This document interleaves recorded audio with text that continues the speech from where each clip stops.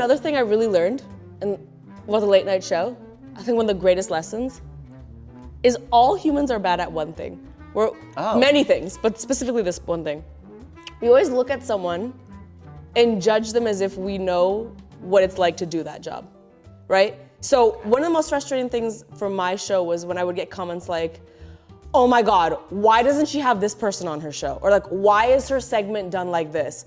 Why is the audio so bad? And every time I'd read those comments, I'd be like, it's because we can't book that person because they've already promised Ellen, they'd go on Ellen's show and they can't come on my show. It's that there's so much behind the scenes stuff people don't know about. And then I had to check myself the next time I watched a Raptors game because I was like, how you missed that shot, bro? How you missed that shot from the 3-point line? Stupid, I could make, but realistically, I've never made that shot from the 3-point. I've never been on that court. Right. And I don't know what that feels like. And under that kind of pressure. Exactly, and I don't know what that feels like. And I felt the weight of that in late night because I was like, oh man. And even me, maybe I thought it was gonna be way easier than it was. There's so many reasons. It's such an archaic industry, especially late night, of how things are done. You have to hit the mark and because you have to do a certain, every episode of my show had to be 22 minutes and something seconds. It could never alter. It had to be exactly that. Yeah. You know? Because it's all run by advertisements. It's all run by advertisements. Yeah. So that means I have to drag one joke out longer. I have to cut one joke that made the rest of it make sense. You have to do all that.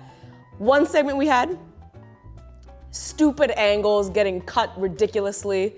Why?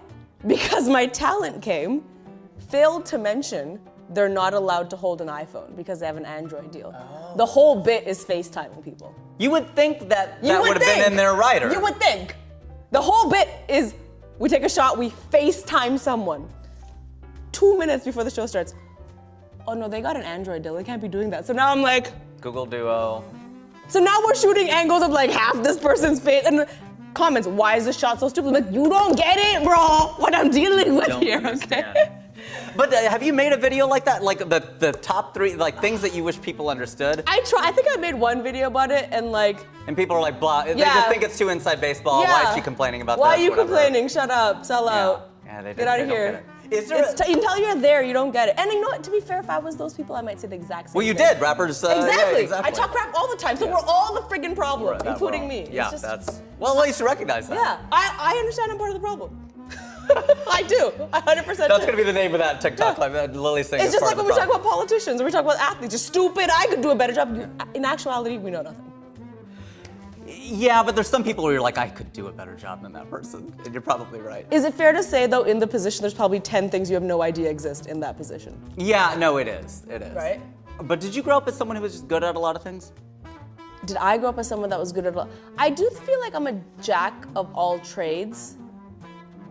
Perhaps not a master of any of them. I just finished Master of None Season 3. I was trying to change the wording so I wouldn't exactly quote Master of None. Because in your contract you can't actually say No, because then I was gonna be like, oh, I was trying to like be unique and stuff. Yeah. But yes, I did, like, for example, growing up I loved dancing. That was the main thing. I was a dancer before YouTube. I loved baking cakes. This is a random fact. My first couple of videos were baking cakes. I'm a very obsessive person. Once I enjoy something, I obsessively have to know about it and put it into my life. For example, I grew up, I really liked rocks. I was that nerd. I'm like, I love rocks. I like and that's it. For 3 years, my life was just rocks. I was like, I will only be discussing rocks now. I will be collecting rocks. If I go to the store, I will be buying rocks. I will be going to my neighbor's house and stealing the rocks on the side of their house. And then I grew up and I developed a crush on the rock. So like, I just feel like I obsess over things. You manifested that. Yes. Do you remember Mohs scale? Do you know what that is? Mohs scale? It measures the hardness of rocks. So if you know, if you leave deeply upset that I did not know this term. If you leave with nothing else today on your ride home, you could be like. I thought you were gonna hit me with something basic like igneous, but you went to a whole new level here. No, I'm not a sedimentary host here. Wow! This is my favorite podcast. I'm so glad you got that. Where else could you get that kind of a joke?